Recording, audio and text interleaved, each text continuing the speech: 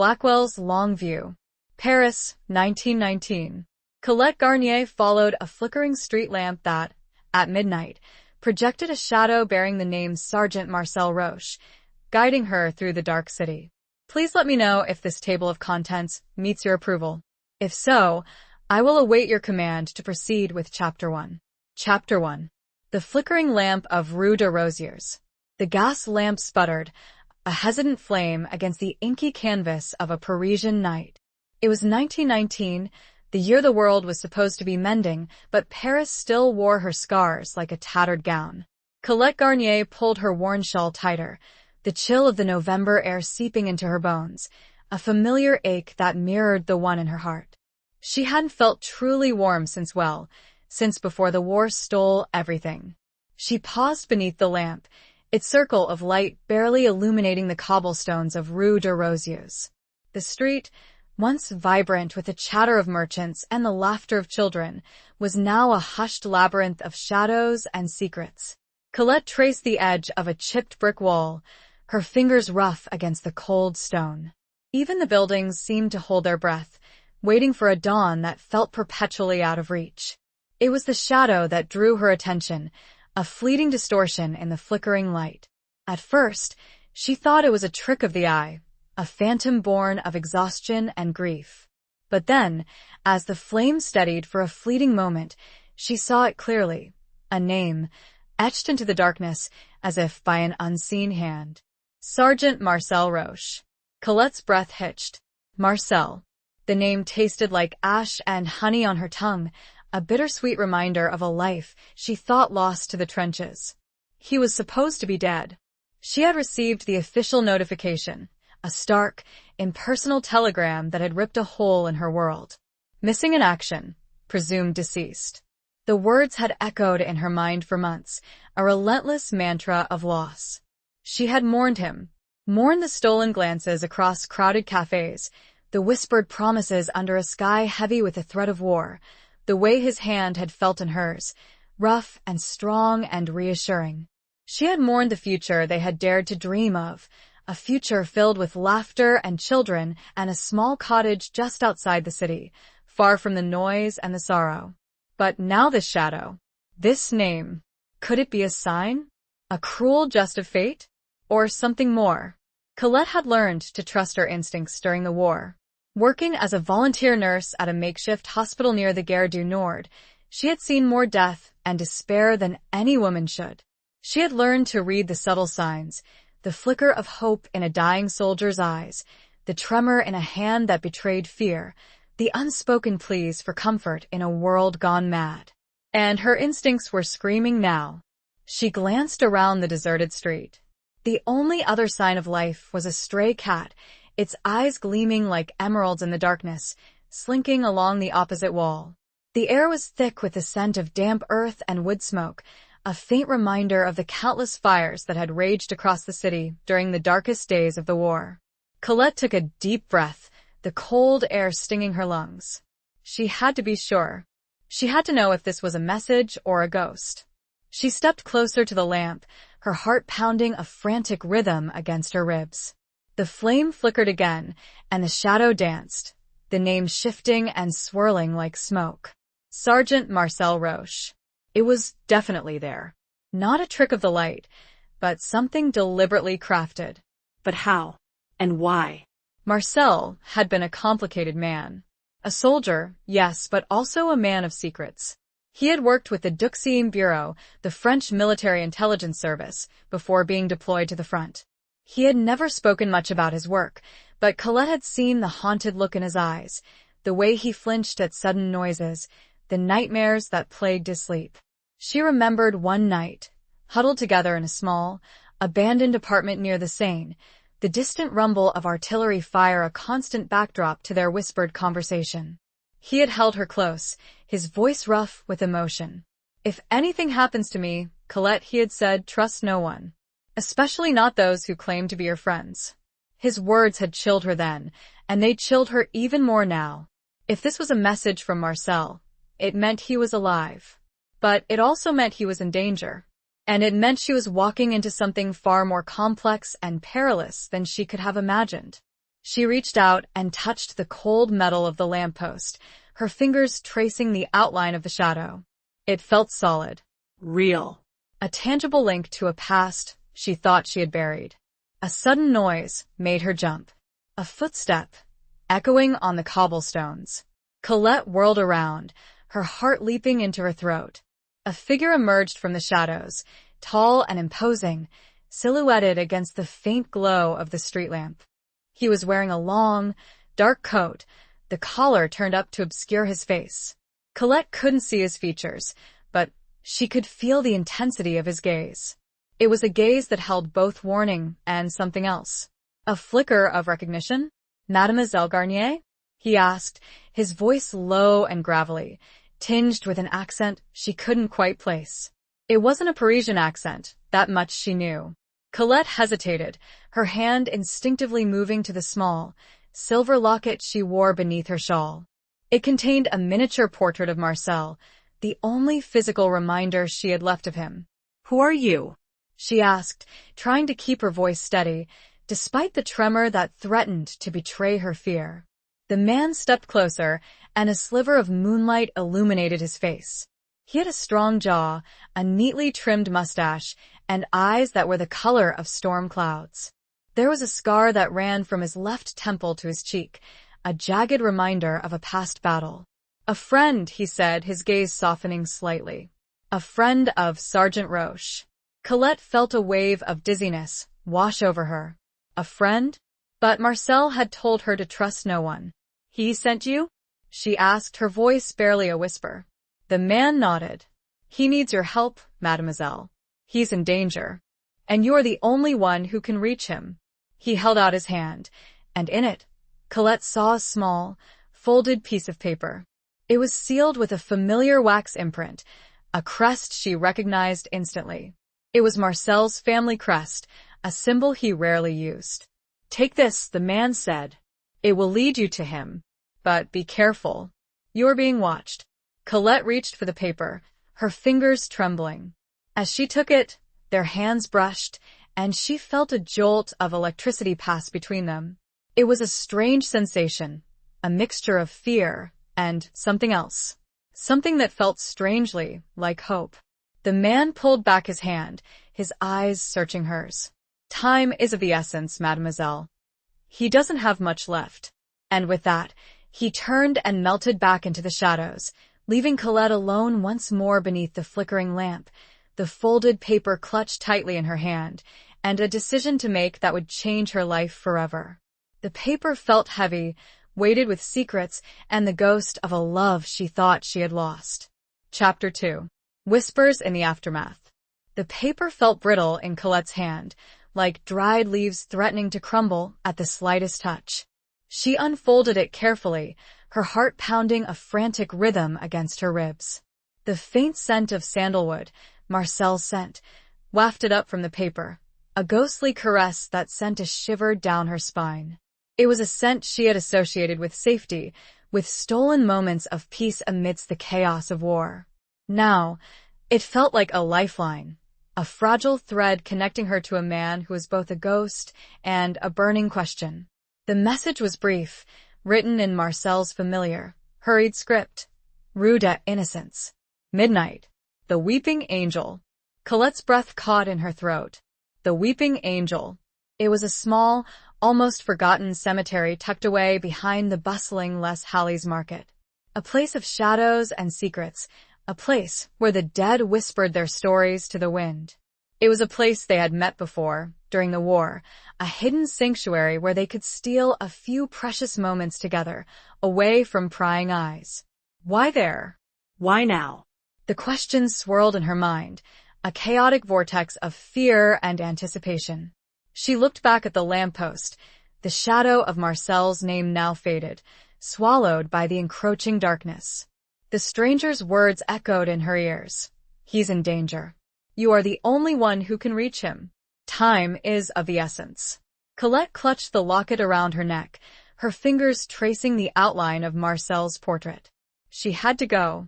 She had to see him, to know if he was truly alive, to understand what had happened. But she also knew that she was stepping into a dangerous game, a web of intrigue that could easily consume her. The streets of Paris were still teeming with whispers, even after the armistice. Whispers of spies and collaborators, of secret societies and hidden agendas. The war may have officially ended, but the battle for power, for information, for survival, continued in the shadows. Colette had seen firsthand the toll the war had taken on the city.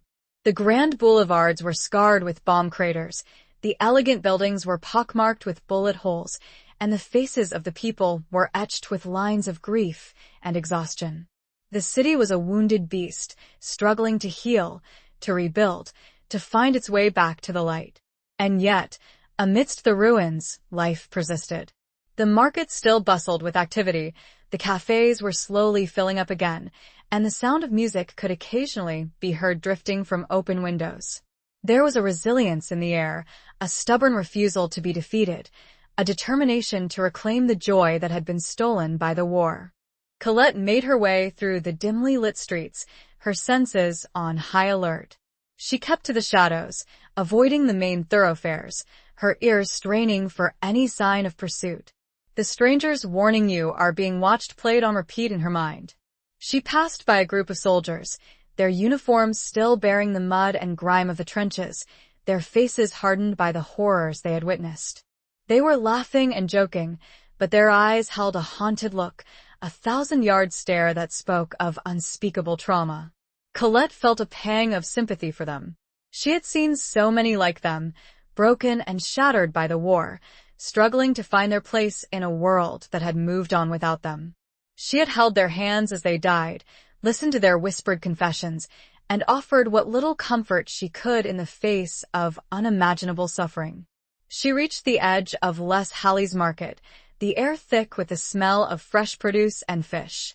The market was a chaotic symphony of sights and sounds, a vibrant hub of activity that seemed to defy the somber mood of the city. Vendors hawked their wares, their voices hoarse from shouting, while customers haggled over prices, their faces animated with a mixture of desperation and determination. Colette slipped through the crowd, her shawl pulled low over her face, trying to blend in with the throngs of people. She felt a sense of unease, a feeling that she was being followed, that unseen eyes were watching her every move. She reached the entrance to the Rue des Innocents, a narrow, winding alleyway that led to the cemetery. The alleyway was shrouded in darkness, the only light coming from a single, flickering gas lamp at the far end. The air was cold and damp, and the silence was unnerving. Colette hesitated for a moment, her hand instinctively reaching for the locket around her neck. She took a deep breath, steeling her nerves. She had come this far. She couldn't turn back now. She stepped into the alleyway, her footsteps echoing on the cobblestones. The silence was broken only by the sound of her own breathing and the distant rumble of the city. She walked slowly, her eyes scanning the shadows, her senses alert for any sign of danger. As she neared the cemetery gates, she saw a figure standing beneath the flickering lamp. It was a woman, dressed in black, her face hidden by a veil. She was holding a single, white lily, its petals glowing faintly in the dim light. Colette's heart skipped a beat. Was this another messenger? Or something else? She approached the woman cautiously, her hand still clutching the locket. "Excuse me," she said, her voice barely a whisper. "Are you waiting for someone?" The woman turned, her veiled face revealing nothing. She held out the lily, her hand trembling slightly. "For you, Mademoiselle Garnier," she said, her voice soft and melodious, with a hint of sadness. "He asked me to give you this." Colette took the lily, her fingers brushing against the woman's. The flower felt cold and fragile, its petals delicate and ethereal. She looked at the woman, her eyes searching for some clue, some hint of who she was and what her connection to Marcel might be. Who are you?" Colette asked, her voice trembling. The woman smiled faintly, a sad, wistful smile that didn't reach her eyes. "A friend," she said, echoing the words of the stranger from earlier. "Just a friend." And then, before Colette could ask another question, the woman turned and walked away, disappearing into the shadows of the cemetery, leaving Colette alone once more, holding the white lily and feeling more lost and confused than ever. The scent of the lily, sweet and cloying, mixed with the sandalwood of the note, creating a dizzying cocktail of memory and uncertainty. The weeping angel awaited. Chapter 3. The Sergeant's Scars. The iron gates of the Cimetière des Innocents creaked open with a mournful groan, a sound that echoed the unease churning in Colette's stomach. The white lily felt heavy in her hand, its delicate petals a stark contrast to the rough cobblestones under her feet. The air within the cemetery walls was noticeably colder, a damp chill that seeped into her bones and settled there like a premonition. She stepped inside, the gates clanging shut behind her with a finality that sent a shiver down her spine. The cemetery was a city of the dead, a silent landscape of weathered tombstones, crumbling mausoleums, and ancient yew trees that clawed at the night sky. The moonlight cast long, distorted shadows, turning familiar shapes into grotesque phantoms. The Weeping Angel, Marcel's designated meeting point, was located in the oldest section of the cemetery, a secluded corner shrouded in perpetual twilight. Colette navigated the narrow paths, her footsteps muffled by the overgrown grass and fallen leaves. The scent of damp earth and decaying flowers hung heavy in the air, a constant reminder of mortality. She passed by countless graves, each one a silent testament to a life lived, a love lost, a story ended. Some were grand and ornate, adorned with elaborate sculptures and inscriptions, while others were simple and unadorned, marked only by a weathered wooden cross. Colette wondered about the lives of the people buried beneath her feet, their hopes and dreams, their triumphs and failures, all reduced to dust and silence. The war had made her intimately familiar with death. She had seen it in all its forms, from the violent and sudden to the slow and agonizing. She had learned to cope with the constant presence of death, to steel herself against the overwhelming grief and despair. But here, in this silent city of the dead, the weight of it all felt heavier than ever. She finally reached the Weeping Angel, a life-sized marble statue of a grieving woman, her head bowed in sorrow, her hands clasped in prayer. The statue was positioned atop a large, imposing mausoleum, its stone surface covered in moss and lichen. The angel's face was obscured by her flowing hair, but Colette could feel the palpable sense of grief emanating from the sculpture. She waited. The silence of the cemetery pressed in on her, broken only by the rustling of leaves in the wind and the distant hoot of an owl. She clutched the lily and the locket, her only anchors in this sea of uncertainty. Minutes stretched into an eternity, each tick of an unseen clock amplifying her anxiety. Was he coming? Had something happened? Had the stranger, the woman with the lily, been part of a trap? Just as doubt began to creep into her mind, she heard a noise. A faint rustling sound, coming from behind the mausoleum. Colette held her breath, her heart pounding in her chest. She strained her ears, trying to pinpoint the source of the sound. Then, a figure emerged from the shadows. It was Marcel. He was thinner than she remembered, his face gaunt and pale, his uniform bearing the marks of recent hardship. But it was undoubtedly him.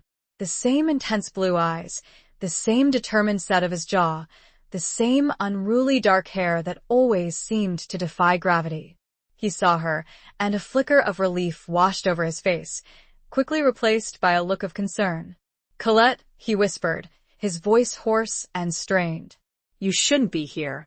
"It's dangerous." Colette rushed towards him, her arms reaching out to embrace him. But he stopped her, holding up a hand. "Don't," he said, his voice laced with warning. "We can't not hear." His words were like a slap in the face. Colette recoiled, hurt and confusion flooding her senses. Why was he pushing her away? After all this time, after believing him dead, after risking everything to come here, then she saw it. The scars. They weren't the scars of battle, though she knew he had those too. These were different. Fresh. Raw. Running across his wrists, barely concealed by the sleeves of his uniform. Colette gasped, her hand flying to her mouth. She understood now. The danger, the secrecy, the urgency. He hadn't just escaped the war, he had escaped something else. Something far more sinister. "Marcel, what happened?" she whispered, her voice choked with emotion. He looked at her, his eyes filled with a mixture of pain and regret. "I can't explain now," he said. "There isn't time. They're looking for me." "Who?" Colette asked, her mind racing. "Who is looking for you?" Marcel glanced around the cemetery, his gaze darting from shadow to shadow. "People who want me silenced," he said. "People who know what I know." He reached out and took her hand, his grip surprisingly strong despite his weakened state. His touch sent a familiar warmth through her, a spark of the connection they had once shared. "I need your help, Colette," he said, his voice pleading. "I need you to trust me." Trust. It was a word that had lost its meaning during the war. A word that had been betrayed countless times. But looking into Marcel's eyes, seeing the desperation and the vulnerability there, she knew she had no choice. "What do you need me to do?" she asked. He pulled a small, intricately carved wooden box from his pocket. It was about the size of her palm, and it was sealed with a complex locking mechanism. "I need you to get this to a safe place," he said. "It contains information that could expose a conspiracy. A betrayal that reaches the highest levels of power." Colette took the box, her fingers tracing the intricate carvings. It felt warm to the touch, as if it held a secret life of its own. "Where should I take it?" she asked. Marcel hesitated. "There's a woman," he said. "Her name is Madame Dubois. She runs a bookshop near the Pantheon. She's the only one I can trust." He gave her the address, scribbled on a scrap of paper torn from a notebook. "Be careful, Colette," he said, his voice urgent. "They know about you. They know about us. If they catch you," he didn't finish the sentence. He didn't need to. Colette understood the stakes. He leaned in and kissed her, a brief, desperate kiss that tasted of salt and sorrow and a lingering hope. It was a kiss that spoke volumes, a kiss that conveyed everything that couldn't be said in words. Then he pulled away, his eyes filled with a mixture of love and fear. "Go now," he said. "And Godspeed." He melted back into the shadows, disappearing as quickly as he had appeared, leaving Colette alone once more in the silent cemetery, holding the wooden box, the scrap of paper, and the memory of his kiss. The weeping angel seemed to watch over her, a silent guardian in a dangerous game. The lily, forgotten, lay at her feet, its white petals beginning to bruise. Chapter 4. A Dance Among the Ruins. The wooden box felt heavy in Colette's pocket, a tangible weight that mirrored the burden of responsibility she now carried. She left the Cimetière des Innocents, the iron gates clanging shut behind her like the closing of a chapter, a stark reminder that she was stepping into a world far more treacherous than the one she had left behind. The streets of Paris seemed different now, transformed by the knowledge she carried. Every shadow seemed to hold a hidden threat, every passerby a potential enemy. She walked quickly, her senses on high alert, her mind racing through the possibilities, the dangers, the potential consequences of her actions. Madame Dubois. The bookshop near the Pantheon. It was a long walk, and the night was far from over. Colette decided to avoid the main thoroughfares, opting instead for the quieter, less traveled alleyways and side streets. It was a slower route, but it was also safer. As she walked, she thought about Marcel, about his scars, his fear, his desperate plea for help. She remembered the man he had been before the war, the strong, confident soldier with a twinkle in his eye and a ready smile. The war had changed him, scarred him, both physically and emotionally. But it hadn't broken him. There was still a spark of the old Marcel, a flicker of hope that refused to be extinguished. And it was that spark that fueled her determination. She would help him. She would protect him. She would do whatever it took to get him out of this danger, to uncover the truth, to expose the conspiracy he had hinted at. She reached the Seine, the river flowing silently beneath the moonlight, its surface reflecting the city lights like scattered jewels. The air was cooler here, and the scent of the river, a mixture of fresh water and something ancient and untamed, filled her lungs. She paused for a moment, leaning against the stone embankment, watching the water flow by. The war had taught her many things. It had taught her the fragility of life, the importance of courage, the power of resilience. It had also taught her the value of human connection, the bonds that formed in the face of adversity, the love that could blossom even in the darkest of times. She thought about the other nurses she had worked with at the hospital, the women who had become her sisters in arms, the women who had shared her fears, her hopes, her dreams. They had faced death together, comforted the dying, celebrated small victories, and mourned countless losses. They had formed a bond that transcended the horrors of war, a bond that would last a lifetime. A sudden noise startled her, a soft, melodic sound coming from a nearby alleyway. Colette's hand instinctively went to the wooden box in her pocket. She held her breath, listening intently. It was music, the sound of an accordion, playing a hauntingly beautiful melody. Colette cautiously approached the alleyway, her curiosity piqued. She peered around the corner and saw a small group of people gathered in a courtyard, illuminated by a single, flickering lantern. They were soldiers, most of them, their uniforms tattered and worn, their faces etched with the scars of war. But they were dancing. It was a slow, melancholic dance, a waltz that seemed to echo the sadness and the resilience of the city itself. The soldiers held each other close, their bodies swaying to the music, their eyes closed, lost in their own private worlds. Colette watched them, mesmerized. It was a scene of unexpected beauty, a moment of grace amidst the ruins. It was a reminder that even in the aftermath of war, life went on, that people found ways to cope, to heal, to find moments of joy in the face of despair. One of the soldiers, a young man with a kind face and a bandage around his head, noticed her standing in the shadows. He smiled gently and extended his hand, inviting her to join them. Colette hesitated. She knew she should keep moving, that she didn't have time for this. But something drew her to them, a longing for connection, a need to feel human again. She stepped into the courtyard, and the young soldier took her hand. He didn't say anything, just smiled and began to dance with her. The accordion music swirled around them, weaving a spell of bittersweet beauty. Colette closed her eyes, letting the music wash over her, letting the young soldier lead her through the steps of the waltz. She forgot, for a moment, about the wooden box, about Marcel, about the danger that lurked in the shadows. She just danced. It was a dance of remembrance, a dance of healing, a dance of hope. It was a dance that connected her to the heart of Paris, to the spirit of its people, to the enduring power of the human spirit. As the music faded, Colette opened her eyes. The young soldier smiled at her, his eyes filled with a mixture of gratitude and understanding. He didn't need to say anything. The dance had said it all. Colette thanked him, her voice choked with emotion. She turned to leave, but he stopped her, placing a small, folded piece of paper in her hand. "For luck," he said, his voice barely a whisper. Colette unfolded the paper. It was a drawing, a simple sketch of a single, white lily, its petals slightly bruised. She looked at the soldier, her eyes questioning. He just smiled and nodded, his gaze knowing. Colette clutched the drawing, her heart filled with a renewed sense of purpose. She knew she was on the right path. She knew she wasn't alone. She knew that even in the darkest of times, there was always hope.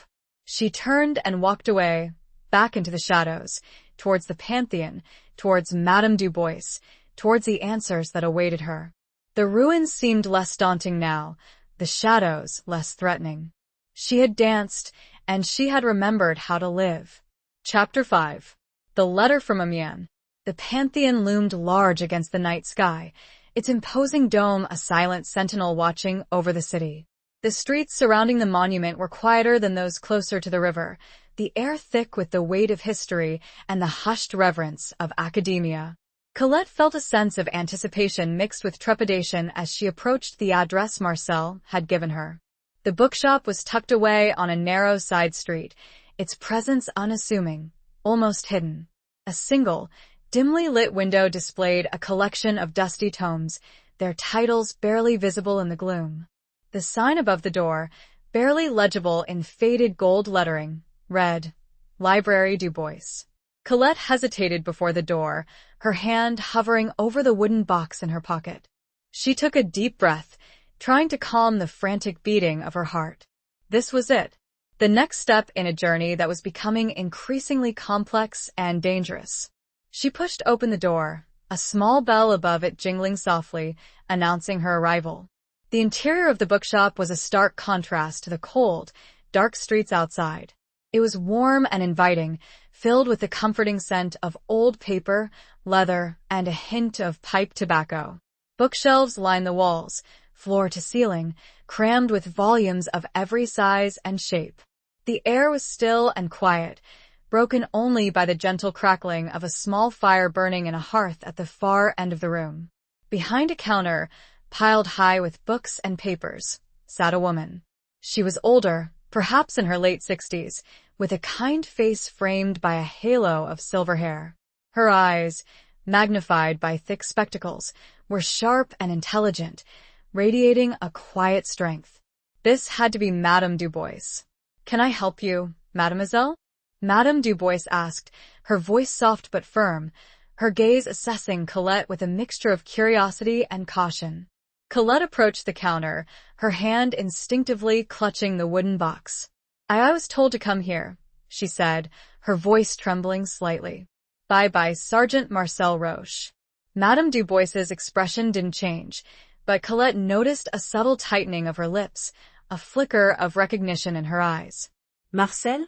She said, her voice barely a whisper. "And what is it you have for me?" Colette placed the wooden box on the counter, her hand lingering on its smooth surface. He said it was important, that it contained information about a conspiracy.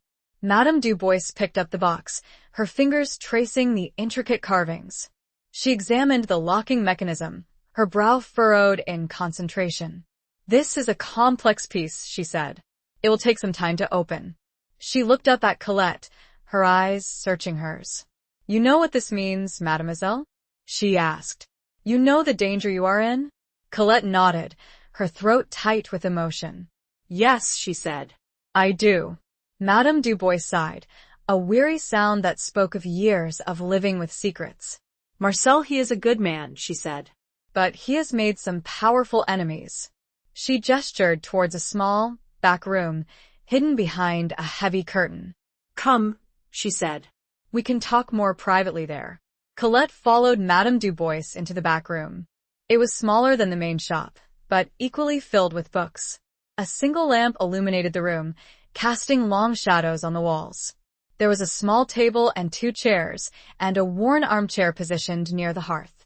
Madame Dubois sat down in the armchair, gesturing for Colette to take one of the chairs. She placed the wooden box on the table, her gaze fixed on it. "Marcel and we have a history," she said, her voice tinged with sadness. "We worked together during the war. He was a valuable asset. He had a gift for uncovering secrets, for seeing through deception." She paused, her gaze drifting towards the fire. "But he also had a weakness," she said. "He cared too much. He trusted too easily. And that made him vulnerable." Colette thought about Marcel's scars, his fear, his desperate plea for help. She understood what Madame Dubois was saying. Marcel's compassion, his sense of justice, had made him a target. "What is in the box?" Colette asked, her voice barely a whisper. Madame Dubois looked at her, her eyes filled with a mixture of concern and warning. "The truth," she said. "A truth that some very powerful people want to keep hidden." She reached into a drawer in the table and pulled out a small, silver key. "I have a way to open the box," she said. "But it will take time. And we need to be careful." She paused, her gaze fixed on Colette. "There is something else," she said. "A letter. It arrived this morning." "From a man." She reached into another drawer and pulled out a sealed envelope. It was addressed to Colette, in Marcel's familiar handwriting. Colette's heart skipped a beat. A letter from Marcel? But how? He had been in Paris just hours ago. Madame Dubois handed her the letter, her eyes filled with a mixture of pity and understanding. "I believe this may explain things," she said.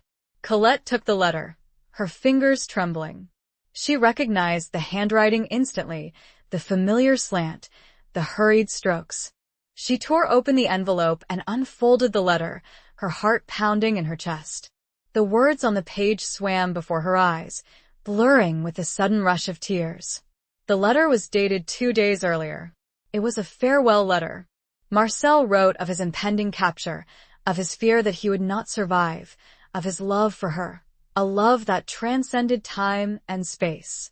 He urged her to forget him, to move on with her life, to find happiness. He ended the letter with a final, desperate plea. Don't trust the beacon. It's a trap. Colette gasped, the letter slipping from her fingers and falling to the floor. The beacon. The flickering lamp. The shadow with Marcel's name. It had all been a lie. A carefully orchestrated deception. But by whom? And why? Madame Dubois watched, her face etched with sorrow, as Colette's world crumbled around her. The fire crackled, the only sound in the sudden, devastating silence. Chapter 6. Shadows of Betrayal. The letter lay on the floor like a fallen bird, its wings of paper crumpled and broken. Colette stared at it, numb with disbelief. The words "Don't trust the beacon." It's a trap echoing in her mind like a death knell. The room seemed to spin around her, the bookshelves blurring into a chaotic vortex of color and shadow. Madame Dubois remained silent, her gaze filled with a profound sadness that mirrored Colette's own. She understood the devastation, the shattering of hope, the cruel reality that had just been unveiled. Colette finally picked up the letter, her fingers trembling so violently that she could barely hold it. She reread the words, hoping against hope that she had misunderstood, that there was some other explanation, some glimmer of light in this overwhelming darkness. But there wasn't. The truth was stark and undeniable. The beacon, the message, the stranger, it had all been a carefully orchestrated deception. Someone had used Marcel's name, his memory, his love for her, to lure her into a trap. But who? And why? The questions swirled in her mind, a chaotic maelstrom of confusion and fear. Was it the same people who were hunting Marcel? Had they known about his letter to her? Had they deliberately set her up, using her as bait, as a pawn in their dangerous game?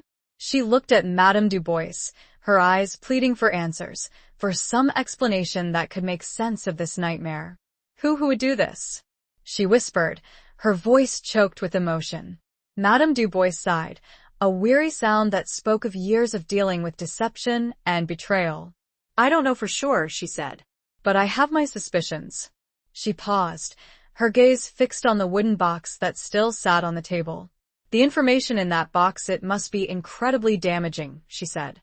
Damaging enough to make someone go to such lengths to silence Marcel and to use you. She reached out and took Colette's hand, her grip surprisingly strong. We need to be careful, mademoiselle, she said.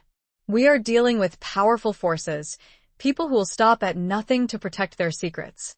Colette nodded, her mind racing. She had to think clearly, to act strategically. She couldn't afford to make any mistakes. The stranger, she said. The one who gave me the message, he had a scar on his face. Madame Dubois's eyes widened slightly. A scar? She said. Describe it. Colette described the scar, the jagged line that ran from the stranger's left temple to his cheek. She also described his accent, the one she couldn't quite place. Madame Dubois's expression hardened. That sounds like Henri Dubois, she said, the words laced with a mixture of disgust. Colette stared at her, confused, and this new revelation sent shivers down her spine. Henri, did I he a relation then? Madame Dubois looked down, a distant relation that brings shame to the name Dubois. He is also a man of many of masks, a chameleon, a man with ties to certain factions within the government, factions that opposed the armistice, factions that profited from the war, factions that still believe in a different kind of France. Colette slowly processed this information. But why Colette? Why use me? Marcel trusted you, loved you even. That makes you a powerful weapon. You were the perfect lure. She paused, her gaze fixed on Colette.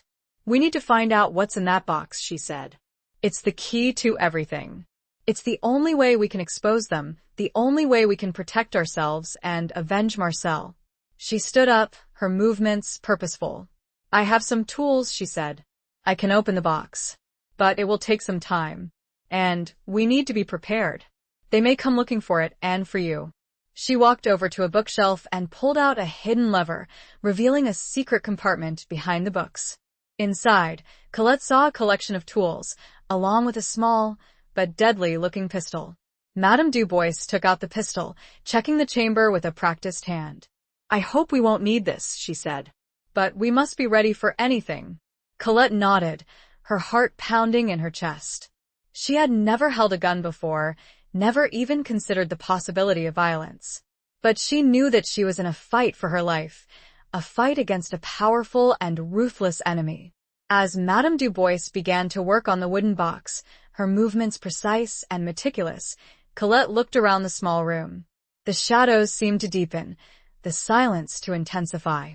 She felt a sense of claustrophobia, a feeling of being trapped in a web of deceit and danger. But she also felt a surge of determination. She wouldn't let them win. She wouldn't let them silence Marcel's voice. She would fight for the truth, for justice, for the memory of the man she loved. She would expose the shadows of betrayal and bring them into the light.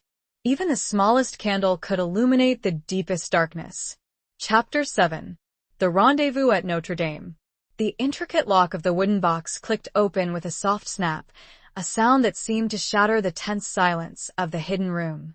Madame Dubois carefully lifted the lid, her movements slow and deliberate, as if revealing a sacred artifact. Colette leaned forward, her heart pounding with anticipation, her eyes fixed on the contents of the box.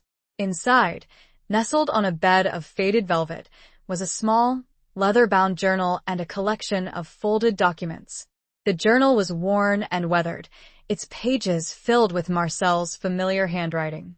The documents were sealed with official-looking stamps and signatures, their contents hidden from view.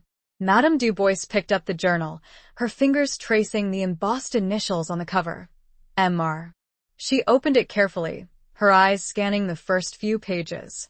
This is Marcel's personal account, she said, her voice hushed with reverence. His observations, his suspicions, his evidence of the conspiracy. She began to read aloud, her voice trembling slightly as she translated Marcel's words from French to a narrative Colette could follow. He wrote of secret meetings, coded messages, clandestine transactions, and a network of individuals involved in a plot to undermine the peace treaty and prolong the war for their own personal gain. The names he mentioned were prominent figures in French society, politicians, military officers, industrialists, even members of the aristocracy. People who were supposed to be serving their country, but who were instead betraying it for profit and power. Colette listened in stunned silence, her mind reeling from the implications of Marcel's revelations. It was a conspiracy that reached the highest levels of power, a web of corruption and deceit that threatened to unravel the fragile peace that had been so hard won. Madame Dubois turned to the documents, carefully unfolding them one by one. They were contracts, financial records, letters of correspondence, all providing concrete evidence of the conspiracy. They detailed the illicit arms deals, the manipulation of public opinion, the sabotage of peace negotiations, and the vast sums of money that were being exchanged between the conspirators. This is explosive, Madame Dubois said, her voice filled with a mixture of awe and fear. If this information were to become public, it would bring down the government. It would shake France to its core. She looked at Colette, her eyes filled with a renewed sense of urgency. We need to get this to someone we can trust, she said. Someone who has the power and the influence to expose them, someone who is not afraid to fight for the truth. Colette nodded, her mind racing. She knew who Madame Dubois was referring to. There was only one person she could think of who fit that description. General Armand Dubois. He was a legendary figure in the French military, a war hero known for his integrity, his courage, and his unwavering loyalty to his country. He was also Madame Dubois's estranged brother. Your brother, Colette said, her voice barely a whisper. He's the only one who can help us. Madame Dubois nodded, her expression filled with a mixture of hope and apprehension. Armand, he is a good man, she said. But he is also a powerful man. And powerful men have enemies. She paused, her gaze fixed on Colette. Getting this information to him will be dangerous, she said. They will be watching for us. They will try to stop us. Colette met her gaze, her determination unwavering. I'm not afraid, she said. I'm ready to do whatever it takes. Madame Dubois smiled, a faint, wistful smile that didn't quite reach her eyes. I knew I could count on you, mademoiselle, she said. Marcel, he chose well. They began to plan their next move. They decided to meet General Dubois at Notre Dame Cathedral, a place of sanctuary, a symbol of hope, a beacon of light in the darkness. It was a public place, but it also offered a degree of anonymity, a chance to blend in with the crowds of worshippers and tourists.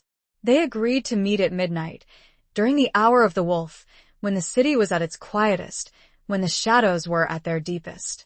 It was a risky plan, but it was their best chance. Madame Dubois carefully placed the journal and the documents back in the wooden box, securing the lock once more. She handed the box to Colette, their fingers brushing. Guard this with your life, mademoiselle, she said.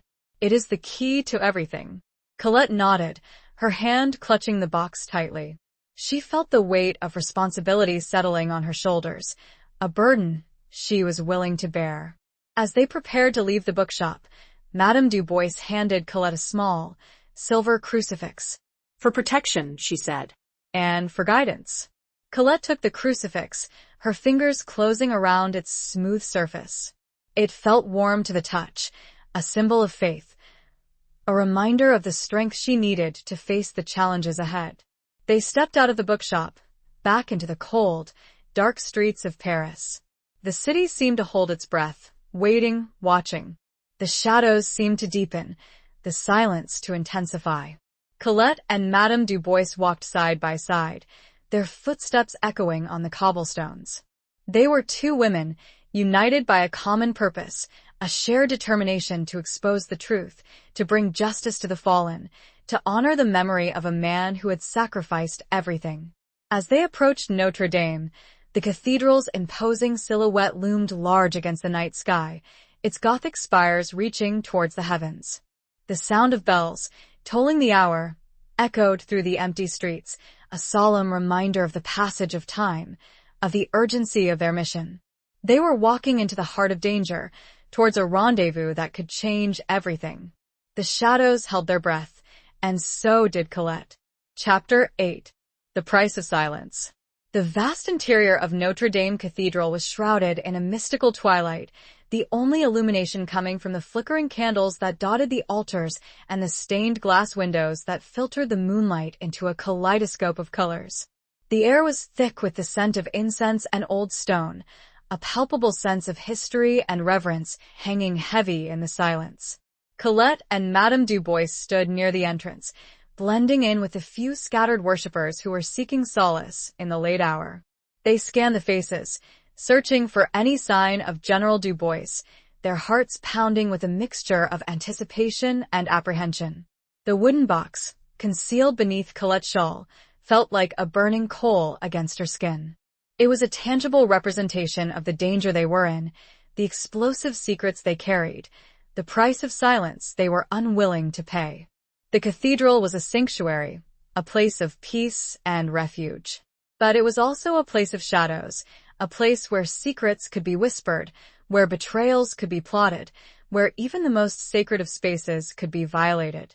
Colette thought about Marcel, about his sacrifice, his unwavering belief in justice, his love for her that had transcended the horrors of war.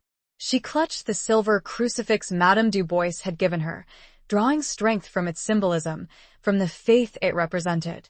She also thought about the conspirators, the powerful figures who were behind Marcel's death, the people who were now hunting them. She wondered who they were, what motivated them, how far they were willing to go to protect their secrets. The sound of footsteps echoed through the cathedral, breaking the silence. Colette and Madame Dubois tensed, their eyes darting towards the source of the sound. A figure emerged from the shadows, tall and imposing, his military bearing unmistakable. It was General Armand Dubois. He approached them, his face etched with lines of concern, his eyes scanning the surroundings with a practiced vigilance. He was a man who had seen his share of battles, a man who understood the cost of war, the price of freedom. "Sister," he said, his voice low and gravelly, his gaze fixed on Madame Du Bois. "You sent word. You said it was urgent." Madame Du Bois nodded, her expression grave. "Armand," she said, "we have something to show you. Something that will change everything." She gestured towards Colette, who stepped forward, her hand still clutching the wooden box. "General," she said, her voice trembling slightly. This belonged to Sergeant Marcel Roche." General Du Bois's eyes widened slightly, a flicker of recognition crossing his face. "Roche?" he said. "I knew him. A good man. A brave soldier." Colette swallowed hard, her throat tight with emotion. He was murdered, General," she said. "Because of what he knew. Because of what's in this box." She held out the box, her hand trembling. General Du Bois took it, his fingers closing around its smooth surface. He looked at Madame Du Bois, his eyes questioning. "Open it, Armand," she said, "and see the truth for yourself." General Du Bois hesitated for a moment, his gaze fixed on the box. He knew that opening it would change everything, that it would set in motion a chain of events that could have devastating consequences. But he also knew that he couldn't ignore the truth, that he had a duty to his country, to his conscience, to the memory of the fallen soldier. He carefully opened the box, revealing the journal and the documents. He picked up the journal, his eyes scanning the first few pages. His expression hardened, his jaw clenching in anger. He turned to the documents, unfolding them one by one. He read them slowly, meticulously, his eyes narrowing in disbelief, his face paling with each passing moment. This is treason," he said, his voice low and filled with a barely controlled rage. "This is a betrayal of everything we fought for." He looked at Colette and Madame Du Bois, his eyes filled with a mixture of gratitude and determination. "You have done a great service to France," he said. "You have risked your lives to bring me this truth." He paused, his gaze fixed on the distance. "I will see that justice is done," he said. "I will expose these traitors, no matter how high they may be. I will not let them get away with this." He closed the box, his hand resting on its surface. "But we must be careful," he said. "They will be looking for this. They will be looking for you." He turned to Colette, his eyes searching hers. "You are in great danger, mademoiselle," he said. "They know about you. They know about your connection to Roche." Colette nodded, her heart pounding in her chest. She knew the risks. She had known them from the beginning. "I have a place where you can be safe," General Du Bois said. "A place where they won't find you." He gave her an address, a location outside of Paris, a secluded estate where he could protect her, where she could wait until the storm had passed. "Go there now," he said, "and wait for my word." Colette hesitated. She didn't want to leave Madame Du Bois, to abandon her to face this danger alone. "I'll be all right, child," Madame Du Bois spoke gently, caressing Colette's cheek. General Du Bois turned to his sister, his expression filled with concern. "You too, sister," he said. "You are not safe here." "No, brother. I will be more effective elsewhere. Do not worry yourself about me." Colette and General Du Bois exchanged one last, meaningful look. It was a look of understanding, of shared purpose, of mutual respect. Then, General Du Bois turned and walked away, disappearing back into the shadows of the cathedral, leaving Colette and Madame Du Bois alone once more. Madame Du Bois embraced Colette. "Go now," she said. "Be brave. Be strong. And may God be with you." The price of silence was too high, and Madame Du Bois and Colette parted ways, Colette to hide away, and Madame Du Bois to keep an eye on things from within. Colette turned and walked away, towards the entrance of the cathedral, towards the uncertain future that awaited her. The bells of Notre Dame began to toll, their mournful sound echoing through the empty streets, a lament for the fallen, a call for justice, a prayer for hope. Chapter 9. Beneath a sky of gunpowder. The journey to the estate was a blur of fear and adrenaline. Colette traveled by night, avoiding the main roads, relying on the kindness of strangers and the guidance of the stars. The address General Du Bois had given her was etched in her memory, a beacon of hope in the overwhelming darkness. The countryside was a stark contrast to the bustling streets of Paris. It was quiet and peaceful, the air filled with the scent of pine trees and damp earth. The scars of war were less visible here, but they were still present, in the abandoned farmhouses, the neglected fields, the haunted eyes of the villagers. Colette walked for hours, her legs aching, her feet blistered, her body exhausted. But she couldn't stop. She couldn't rest.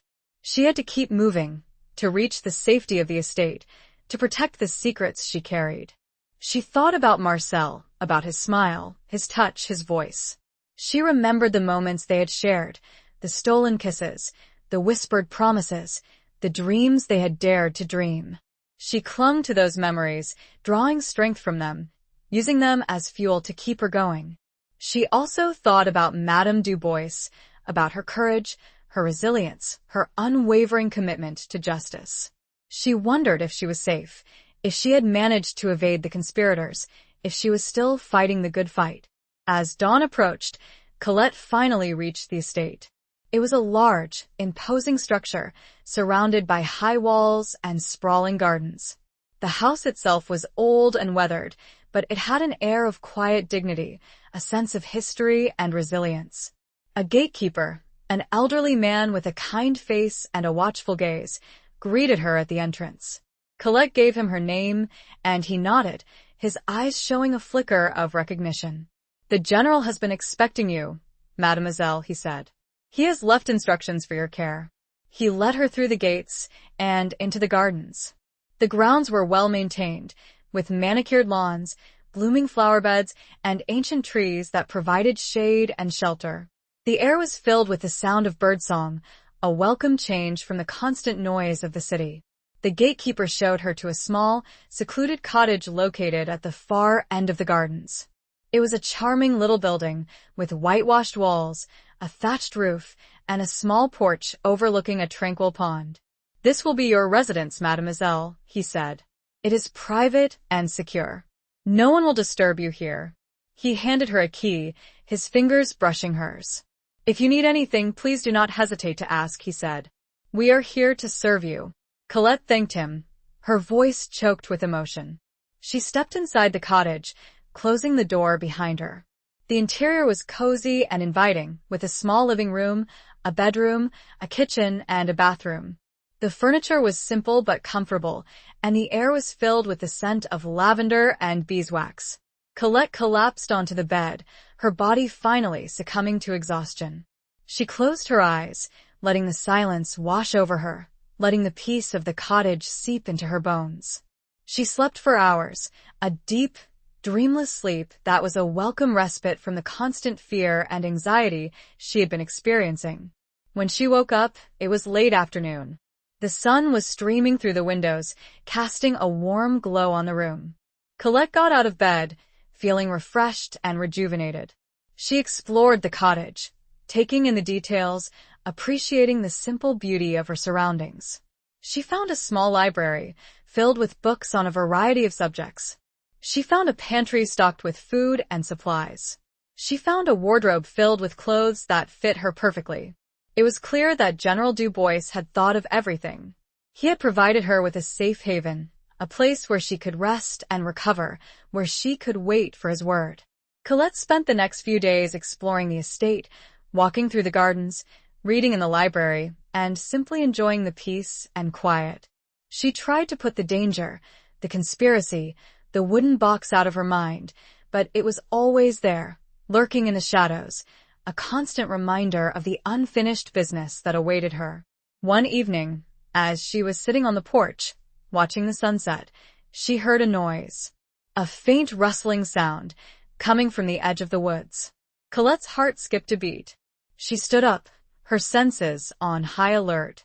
She strained her ears, trying to pinpoint the source of the sound. Then, a figure emerged from the trees. It was a soldier, dressed in a familiar uniform. But it wasn't Marcel. It was the young soldier who had danced with her in the ruined courtyard in Paris. He approached her cautiously, his face etched with concern. "Mademoiselle Garnier?" he said, his voice low and hesitant. Colette nodded, her heart pounding in her chest. "Yes," she said. "What are you doing here?" The young soldier handed her a folded piece of paper. "I have a message for you," he said. "From Madame Dubois." Colette took the paper, her fingers trembling. She unfolded it and read the message.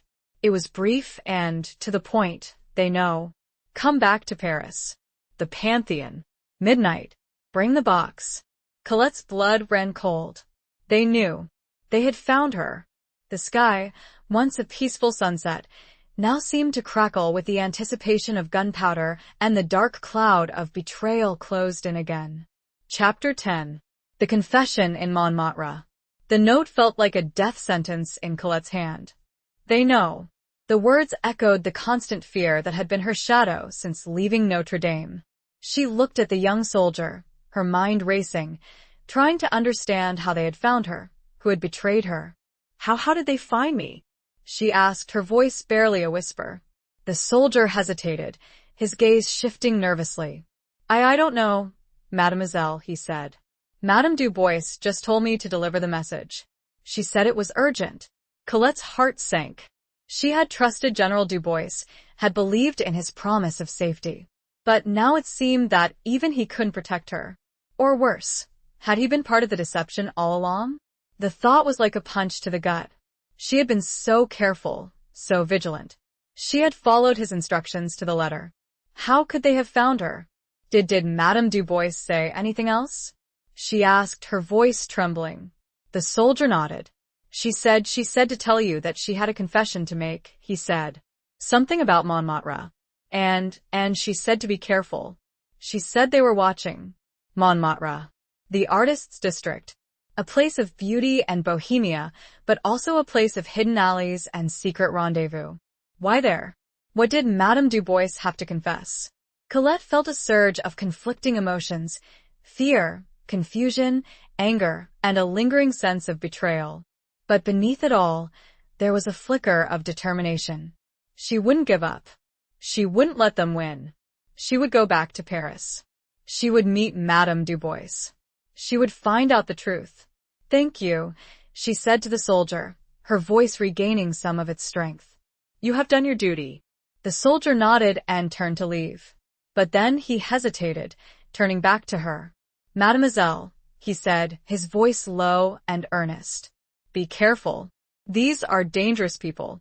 And with that, he disappeared back into the woods, leaving Colette alone once more, with the note, the wooden box, and a decision to make. She spent the rest of the evening preparing for her return to Paris. She packed a small bag, taking only the essentials: the wooden box, the silver crucifix, the drawing of the lily, and a change of clothes.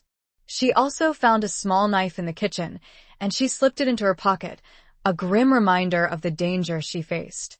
As night fell, Colette left the cottage, making her way back to the main road. She walked for hours, her senses on high alert, her mind racing through the possibilities. She knew she was walking into a trap, but she had no choice. She had to know the truth. She had to find out what Madame Dubois wanted to confess. She finally reached Paris as the first rays of dawn were beginning to paint the sky. The city was still asleep, its streets deserted, its buildings shrouded in a veil of mist. She made her way to Montmartre, her heart pounding with a mixture of fear and anticipation. The streets of Montmartre were narrow and winding, lined with colorful buildings and artists' studios. The air was filled with the scent of fresh bread and coffee, a stark contrast to the tension that gripped her. She found the place Madame Dubois had indicated in her note, a small, secluded cafe tucked away on a quiet side street. The cafe was closed, its windows dark, its tables and chairs empty. Colette waited. The silence of the early morning was broken only by the distant sound of church bells and the occasional chirping of birds. She clutched the wooden box, her fingers tracing its intricate carvings. She thought about Marcel, about his unwavering belief in justice, about the sacrifice he had made. Just as she was beginning to lose hope, she saw a figure approaching. It was Madame Dubois. She looked tired and worn, her face etched with lines of worry, her eyes filled with a deep sadness. But there was also a flicker of determination in her gaze, a spark of defiance that refused to be extinguished. "Colette," she said, her voice barely a whisper. "You came." Colette nodded, her throat tight with emotion. "You said you had a confession to make," she said. Madame Dubois sighed, a weary sound that spoke of years of carrying a heavy burden. "Yes," she said. "I do." She gestured towards a small, secluded table at the back of the cafe. They sat down, facing each other, the wooden box placed between them. I lied to you, Colette," Madame Dubois said, her voice trembling. About my brother." Colette stared at her, confused. What do you mean?" she asked. Madame Dubois looked away, her gaze fixed on the empty street. "Armand, he is not who you think he is," she said. He is one of them." Colette's blood ran cold. The words hit her like a physical blow. General Dubois. The war hero. The man of integrity. A conspirator? It couldn't be true. "No," she said, shaking her head. That's impossible." Madame Dubois looked at her, her eyes filled with a mixture of pity and regret. "I wish it were," she said. "But it's true. I discovered it after you left Notre Dame. I found evidence. In his office." She paused, her voice choked with emotion. "He has been working with them all along," she said. "He was the one who ordered Marcel's death. He was the one who set you up." Colette felt a wave of nausea wash over her. The betrayal was almost too much to bear. She had trusted him, had believed in him, had placed her life in his hands. "But why?" she asked, her voice barely a whisper. "Why would he do this?" Madame Dubois shook her head. "Power," she said. "Greed." He was promised a position of great influence in the new order they were planning to create. She reached out and took Colette's hand, her grip surprisingly strong. "I'm so sorry, Colette," she said. "I should have seen it sooner. I should have protected you." The betrayal stung, but understanding dawned. Madame Dubois had been played as well. The confession was not of malice, but of a heartbreaking realization. A shared pain, a shared enemy. Chapter 11. Echoes of the Front Line. The revelation hung heavy in the air, a suffocating weight that threatened to crush Colette's spirit. General Dubois, the man she had trusted, the man who had promised her safety, was the architect of her betrayal, the mastermind behind Marcel's death. Madame Dubois watched her, her eyes filled with a profound sadness, a shared grief that transcended the words they had spoken. The betrayal was a double-edged sword, cutting them both deeply. "I don't understand," Colette said, her voice trembling. "How could he? He was a hero. He fought for France." Madame Dubois sighed, a weary sound that spoke of a lifetime of disillusionment. "War changes people, Colette," she said. "It twists them, corrupts them. It makes them do things they would never have imagined." She paused, her gaze fixed on the wooden box that sat between them. "Armand, he was always ambitious," she said. "He always craved power. But I never believed he would go this far."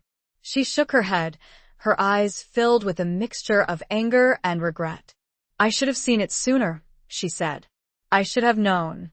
There were signs, subtle hints, but I ignored them. I blinded myself to the truth." Colette reached out and took Madame Dubois's hand, her grip firm and reassuring. "It's not your fault," she said. "You couldn't have known." Madame Dubois squeezed her hand, her eyes meeting Colette's. "Thank you," she said. "But I still feel responsible.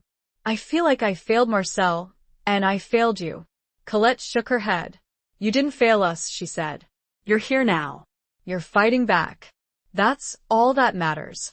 They sat in silence for a moment, the weight of their shared grief pressing down on them. The early morning sounds of Paris, the distant rumble of traffic, the chirping of birds, seemed strangely muted, as if the city itself were holding its breath. What do we do now?" Colette asked, her voice barely a whisper. Madame Dubois looked at her, her eyes filled with a renewed determination. "We expose him," she said. "We expose them all. We use the information in that box to bring them down." She paused, her gaze fixed on Colette. But it won't be easy, she said. Armand is powerful. He has allies. He will stop at nothing to protect himself. Colette nodded, her heart pounding in her chest. She knew the risks. She had known them from the beginning. But she was no longer afraid. She was angry, and she was determined to see justice done. We need a plan, she said. A way to get the information to the right people who are not under Armand's control. Madame Dubois nodded. There are a few contacts I can reach out to, she said. People I trust, people who are still loyal to the true France.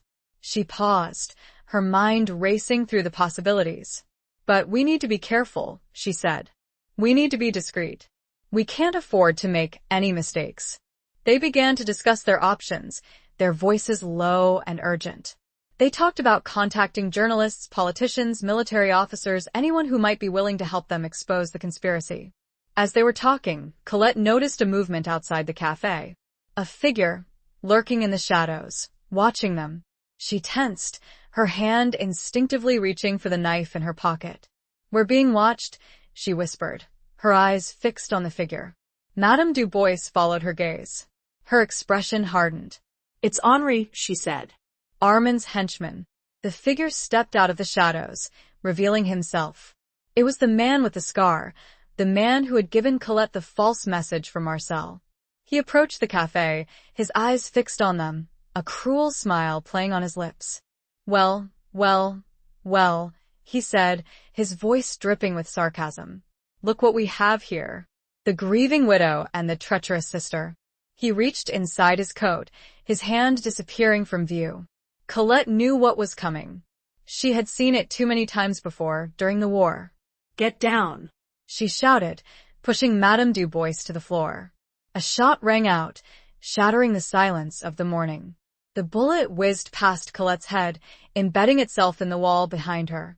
Colette pulled out her knife, her hand trembling but firm. She lunged at Henri, her movements fueled by adrenaline and a desperate will to survive. He was caught off guard, surprised by her sudden attack. He stumbled backward, his gun falling to the ground. Colette slashed at him with the knife, her blade connecting with his arm.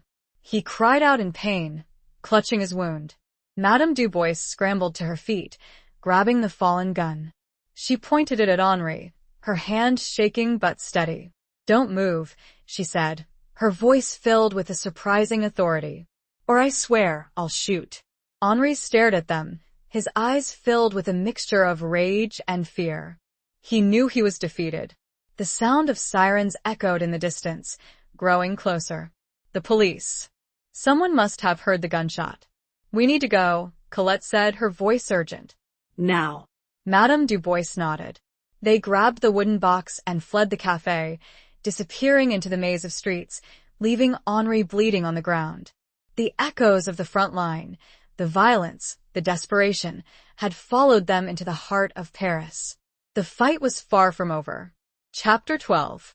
The Stolen Kiss. The narrow streets of Montmartre became a labyrinth of escape, Colette and Madame Dubois weaving through alleys and dodging passers-by, the sound of sirens growing ever closer. The adrenaline coursing through Colette's veins was a familiar sensation, a throwback to her days as a nurse on the front lines, where quick thinking and even quicker action meant the difference between life and death. We need to get off the streets, Madame Dubois gasped, her breath coming in ragged bursts. They'll be looking for us everywhere. Colette nodded, her mind racing, scanning their surroundings for a potential refuge. She remembered a small, abandoned artist's studio, tucked away in a secluded courtyard, a place she and Marcel had used as a secret rendezvous during the war. I know a place, she said, grabbing Madame Dubois's hand and pulling her along. Follow me. They ran, their footsteps echoing on the cobblestones, their hearts pounding in their chests. They could hear the shouts of the police, the screech of tires, the relentless pursuit that threatened to engulf them. They finally reached the courtyard, a hidden oasis of calm amidst the chaos. The studio was still there, its windows boarded up, its door hanging loosely on its hinges. It was a place of ghosts, a place of memories, a place that held both joy and sorrow. Colette pushed open the door, and they slipped inside, closing it quickly behind them. The interior was dark and dusty, filled with the remnants of an artist's life. Easels, canvases, brushes, and tubes of dried paint. The air was thick with the scent of turpentine and decay. They collapsed onto the floor, their bodies trembling, their breath coming in ragged gasps. They were safe for the moment, but they knew it was only a temporary reprieve. That was close, Madame Dubois said, her voice shaking. Colette nodded, her heart still pounding. She looked at Madame Dubois, her eyes filled with concern. "Are you all right?" she asked. Madame Dubois nodded. "Just a little shaken," she said. "But I'll be fine." She looked around the studio, her gaze lingering on the objects that filled the room. "This place, it brings back memories," she said, her voice tinged with sadness. Colette nodded. "For me too," she said. "Marcel and we used to meet here. During the war." She paused, her voice choked with emotion. "It was our sanctuary. A place where we could forget about the war, about the danger, about everything except each other." She remembered the stolen moments, the whispered conversations, the passionate kisses, the dreams they had dared to dream. It all seemed so long ago, a lifetime away. Madame Dubois looked at her, her eyes filled with understanding. "He loved you very much, Colette," she said. "I know he did." Colette nodded, tears welling up in her eyes. "And I loved him," she said, "with all my heart." They sat in silence for a moment, the weight of their shared grief pressing down on them. The only sound was the gentle creaking of the old building and the distant sirens, a constant reminder of the danger that lurked outside. Suddenly, Colette felt a hand on hers. She looked up and saw Madame Dubois gazing at her, her eyes filled with a mixture of compassion and something else. Something that looked like hope. "We're going to get through this, Colette," Madame Dubois said, her voice firm and reassuring. "We're going to expose them. We're going to get justice for Marcel." Colette squeezed her hand, her own determination renewed. "Yes," she said. "We will." And then something unexpected happened. Madame Dubois leaned in and kissed her. It was a brief, chaste kiss, a gentle pressing of lips that held no passion, no romance, but a profound connection. It was a kiss of solidarity, of shared grief, of mutual respect, of unwavering support. It was a kiss that said, "We are in this together. We will not be defeated." Colette was surprised, but not shocked. She understood the gesture, the unspoken emotion behind it. It was a moment of human connection in a world that had become cold and cruel. They pulled apart, their eyes meeting. There was no awkwardness, no embarrassment, just a shared understanding, a silent acknowledgement of the bond that had formed between them. We should get moving," Madame Dubois said, her voice slightly flustered. "We can't stay here forever." Colette nodded. They had to find a way to reach Madame Dubois's contacts, to expose General Dubois and his conspirators. They had to keep fighting for Marcel, for themselves, for the future of France. They left the studio, stepping back out into the dangerous streets of Paris. The sirens had faded, but the threat remained. They were hunted, they were alone, but they were not defeated. The stolen kiss, a moment of unexpected tenderness, had given them the strength to carry on. It was a reminder that even in the darkest of times, human connection could still flourish, that hope could still bloom, even in the ruins of war. Chapter 13. The Unsent Letter. The city felt different after the encounter in Montmartre. Every shadow seemed to conceal a threat, every passerby a potential informant. Colette and Madame Dubois moved with a heightened sense of caution, their senses on high alert, their trust shattered, their resolve strengthened. They decided to separate, believing it would be safer to travel alone. Madame Dubois would attempt to contact her allies, while Colette would seek refuge in a place Marcel had once mentioned, a small, unassuming apartment above a bakery near the Canal Saint-Martin, a place he used as a safe house when he needed to disappear. The journey was fraught with tension. Colette kept to the back streets, avoiding the main thoroughfares, her eyes constantly scanning her surroundings. She felt the weight of the wooden box in her bag, a constant reminder of the dangerous secrets it contained. She finally reached the Canal Saint-Martin, the water reflecting the gray sky like a mirror, the air filled with the scent of fresh bread and damp earth. The bakery was just as Marcel had described it, small, unassuming, with a warm, inviting glow emanating from its windows. Colette entered the bakery, the aroma of freshly baked bread filling her senses, a momentary distraction from the fear that gnawed at her. She purchased a loaf of bread, her hand trembling slightly as she paid the baker, a kind-faced woman with flour dusting her apron. She asked about the apartment above, her voice casual, trying to hide the urgency she felt. The baker gave her a knowing look, a flicker of understanding in her eyes. "The key is under the mat," she said, her voice low and discreet. "Be careful, child." Colette thanked her and climbed the narrow staircase at the back of the shop, her heart pounding with a mixture of hope and apprehension. She found the apartment door and, as the baker had said, the key was under the mat. She unlocked the door and stepped inside, closing it quickly behind her. The apartment was small and sparsely furnished, but it was clean and tidy, with a sense of quiet solitude that was a welcome relief from the chaos of the streets. Colette collapsed onto the small bed, her body exhausted, her mind racing. She was safe for the moment, but she knew she couldn't stay here forever. She had to find a way to expose General Dubois, to bring him to justice. She opened the wooden box, taking out the journal and the documents. She began to read Marcel's words again, searching for clues, for any information that might help her. As she was reading, she noticed a small, folded piece of paper tucked into the back of the journal.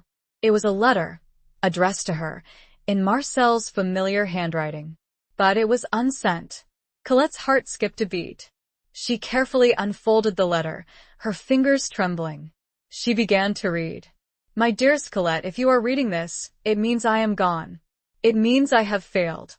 It means I have not been able to protect you from the darkness that surrounds us. I know this is not what we wanted. We dreamed of a different future, a future filled with light and laughter and love. But the war, it has changed everything. It has poisoned everything.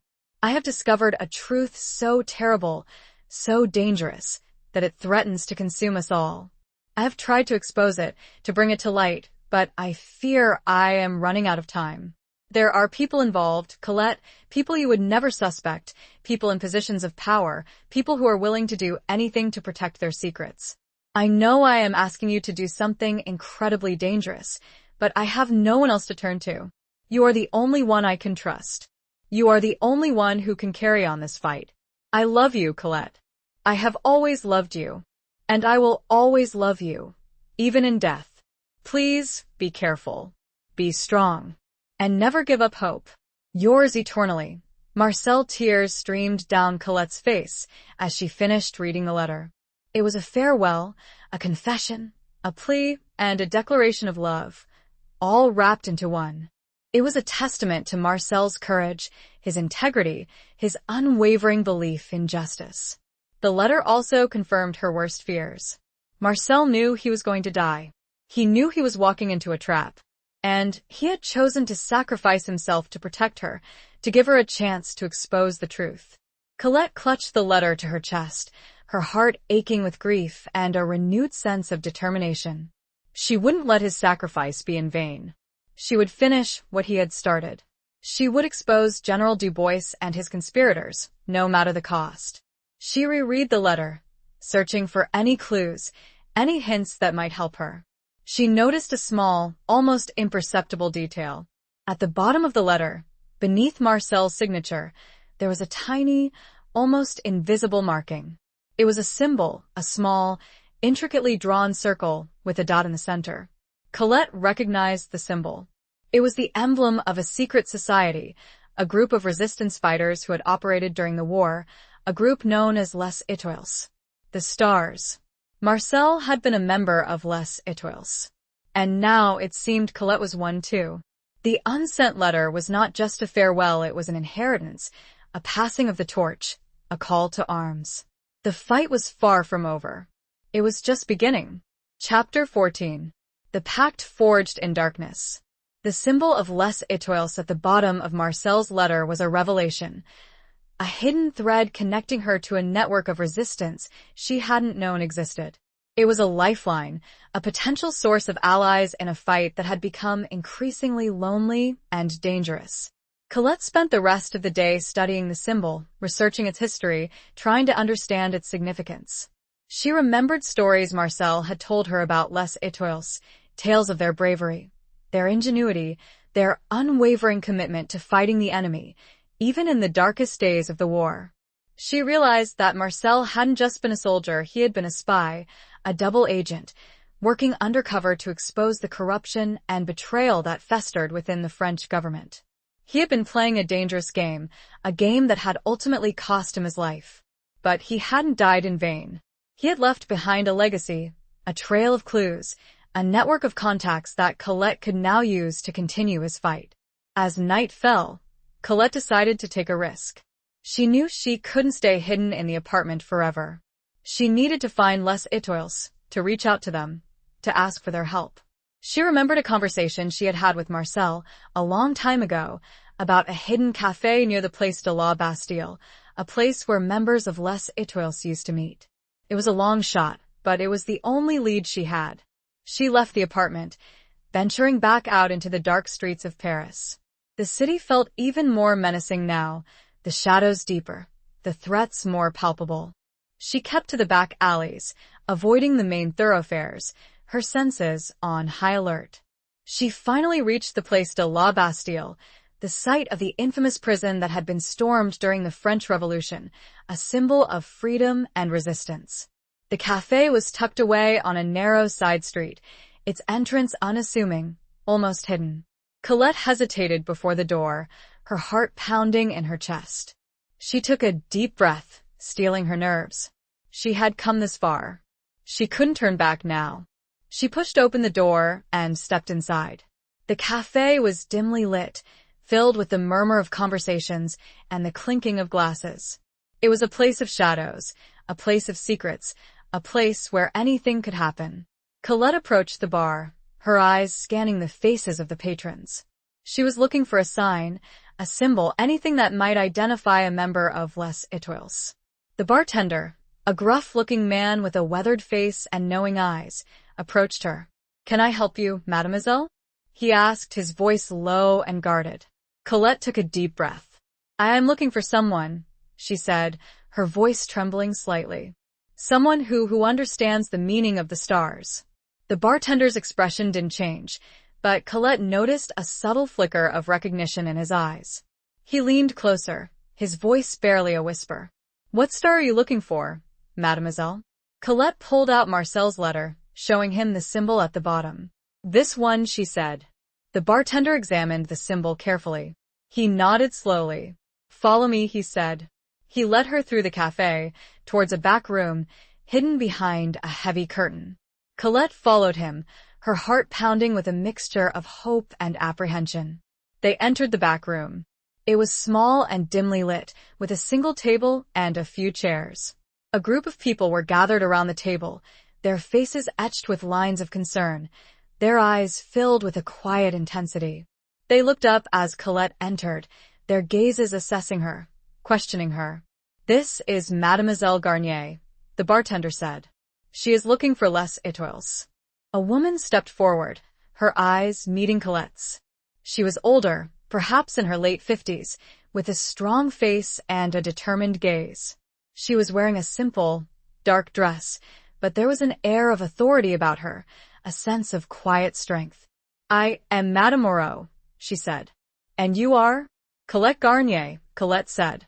"Marcel Roche, he was a friend of mine." Madame Moreau's expression softened slightly. "Marcel," she said, her voice tinged with sadness. "We knew him well. He was one of us." She paused, her gaze fixed on Colette. "He sent you?" she asked. Colette nodded. She pulled out the wooden box, placing it on the table. "He left this for me," she said. "It contains information about a conspiracy." Madame Moreau's eyes widened slightly. She gestured for Colette to sit down. Colette sat down at the table, facing the group. She told them everything. She told them about the beacon, the stranger, the letter from Amiens, the betrayal of General Dubois, the contents of the wooden box. They listened in silence, their faces growing increasingly grave as she spoke. When she finished, there was a long silence. This is serious, Madame Moreau said, her voice low and troubled. Very serious. She looked at the other members of the group, her eyes questioning. They nodded in agreement. We believe you, Mademoiselle Garnier, Madame Moreau said. And we will help you. Marcel was one of our own. We will not let his death be in vain. A pact was forged in that dark, hidden room, a pact between Colette and Les Etoiles, a pact to expose the truth, to bring justice to the fallen, to fight for the future of France. It was a pact born of shared grief, of mutual respect, of unwavering determination. It was a pact forged in darkness, but destined to bring light. Chapter 15. The Spy Among Us. The alliance with Les Etoiles was a turning point, a beacon of hope in the overwhelming darkness. Colette felt a renewed sense of purpose, a surge of strength that came from knowing she was no longer alone. Madame Moreau and her group were a diverse collection of individuals, united by their shared loyalty to France and their commitment to fighting injustice. They were former soldiers, journalists, teachers, artists, ordinary citizens who had risked their lives during the war to resist the enemy, and who were now prepared to do the same, to fight the corruption that threatened to destroy their country from within. They spent hours poring over the contents of the wooden box, analyzing Marcel's journal, examining the documents, piecing together the intricate web of conspiracy that he had uncovered. They identified the key players, the secret meetings, the illicit transactions, the network of power and influence that General Dubois had built around himself. They discovered that the conspiracy was even more far-reaching than they had initially imagined. It involved not only high-ranking government officials and military officers, but also influential industrialists, wealthy financiers, and even members of the Foreign Diplomatic Corps. They were all working together, secretly, to undermine the peace treaty, to destabilize the government, and to seize control of France for their own personal gain. This is bigger than any of us, Madame Moreau said, her voice filled with a mixture of awe and fear. This is a threat to the very fabric of our society. They knew they had to act quickly. The conspirators were powerful, ruthless, and well-connected. They would stop at nothing to protect their secrets. They decided to divide their forces. Madame Moreau and her group would work to gather more evidence, to identify additional witnesses, to build a case against General Dubois and his allies. Colette, with her unique connection to Marcel and her first-hand knowledge of the conspiracy, would be their liaison, their messenger, their eyes and ears on the inside. It was a dangerous role, but Colette was prepared to take the risk. She had come too far to turn back now. She had a duty to Marcel, to Madame Dubois, to Les Etoiles, to France. As they were planning their next move, one of the members of the group, a young man named Jean-Luc, spoke up. He was a former intelligence officer, a specialist in codes and ciphers, a man with a keen eye for detail. There's something that doesn't add up, he said, his brow furrowed in concentration. Something about the timing of Marcel's death and the way Colette was lured into the trap. He paused, his gaze fixed on Colette. You said the stranger who gave you the message, he had a scar, he said. And Madame Dubois identified him as Henri, General Dubois's henchman. Colette nodded. Yes, she said. That's right. Jean-Luc shook his head. But Henri, he was in our custody, he said. We captured him after the shootout in Montmartre. He couldn't have been the one who gave you the message. Colette stared at him, confused. But I saw him, she said. It was him. I'm sure of it. Jean-Luc looked at Madame Moreau, his eyes questioning. Madame Moreau nodded slowly. It's true, Colette, she said. Henri has been under our watch since that day. He couldn't have been in two places at once. Colette felt a chill run down her spine. If it wasn't Henri, then who was it? Who had impersonated him? And why? A terrible thought began to form in her mind, a suspicion so dark, so unsettling, that she almost couldn't bear to contemplate it. There's a spy among us, she said, her voice barely a whisper. Someone who knew about the plan, someone who knew about Henri, someone who is working with General Dubois. The room fell silent. Everyone looked at each other, their eyes filled with suspicion, their trust shattered. The enemy was not just outside, it was within. The realization was a devastating blow, a betrayal that cut deeper than any physical wound. It meant that everything they had done, everything they had planned, was potentially compromised. It meant that they were even more vulnerable than they had thought. It meant one among them was working for the other side. The question was, who? Chapter 16. A Trail of Blood and Secrets.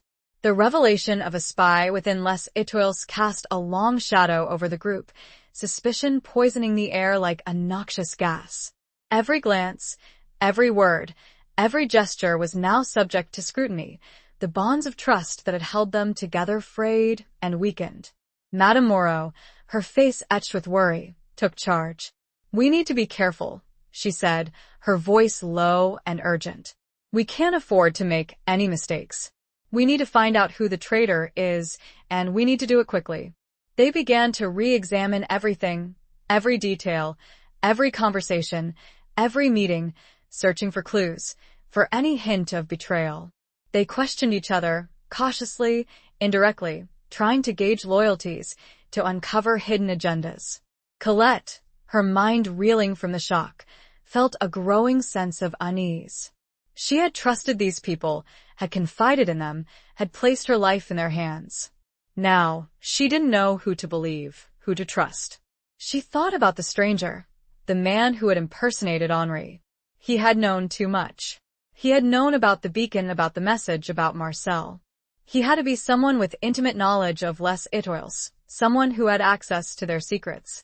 She remembered the young soldier, the one who had delivered Madame Dubois's message to her at the estate.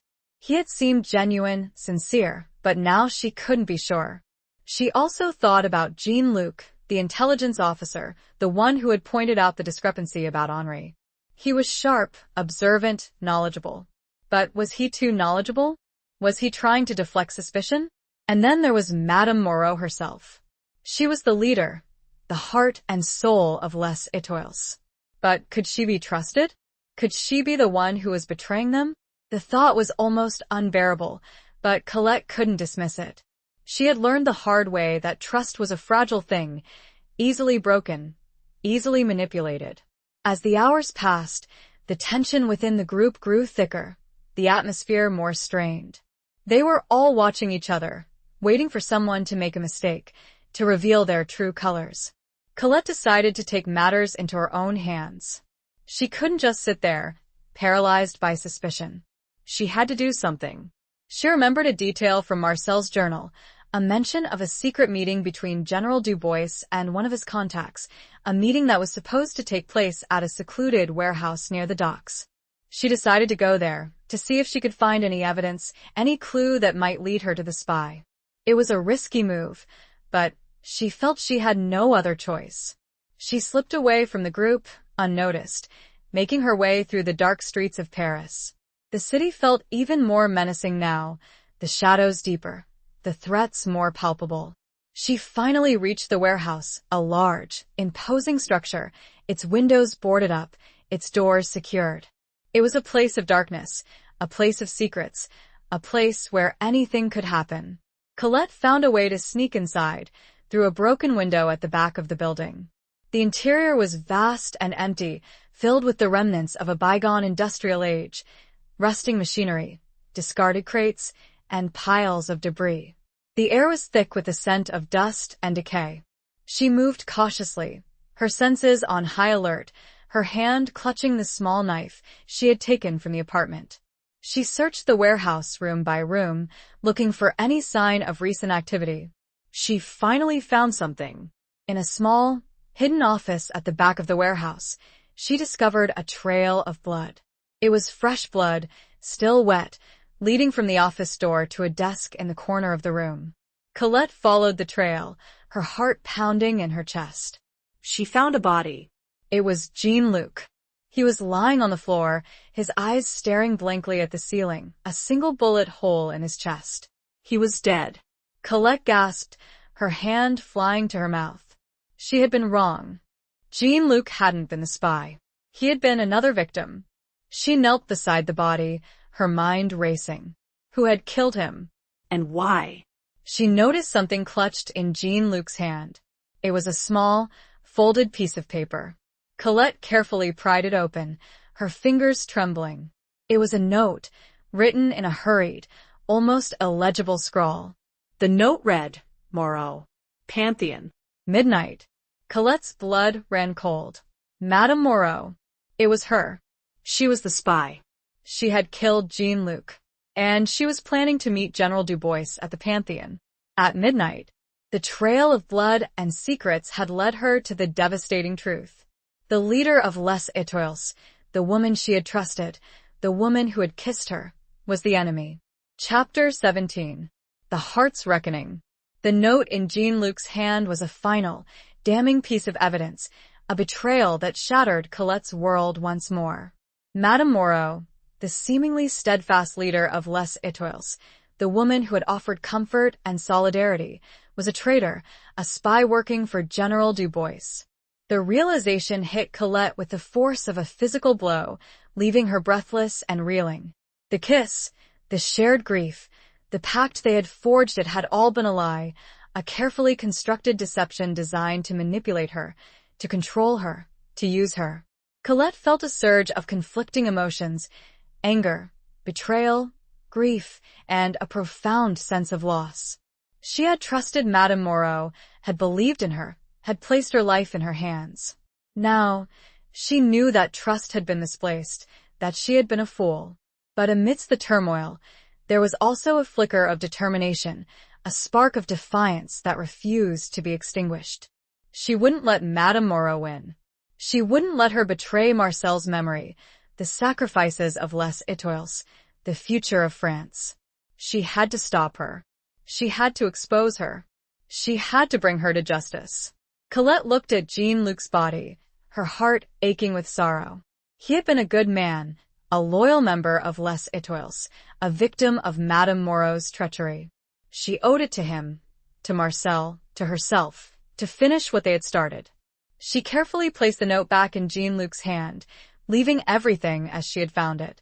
She knew she couldn't alert the authorities. They were likely infiltrated by General Dubois's network. She had to handle this herself. She left the warehouse, making her way back through the dark streets of Paris.